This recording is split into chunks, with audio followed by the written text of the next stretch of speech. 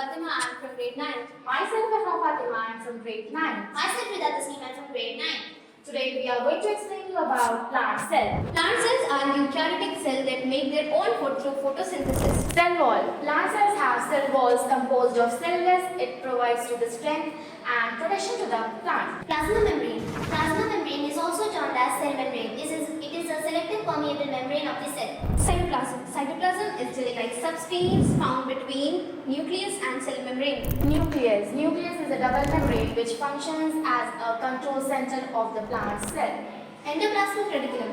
Endoplasmic reticulum is a network of membranes. These are of two types. First, rough endoplasmic reticulum. When the ribosomes are attached to the endoplasmic reticulum, it is termed as rough endoplasmic reticulum. Second, endoplasmic reticulum. These help in the production of lipids.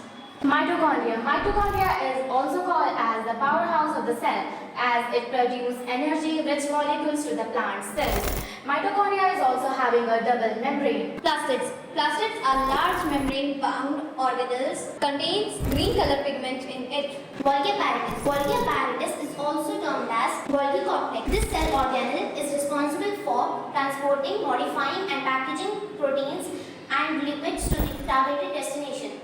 Thank you.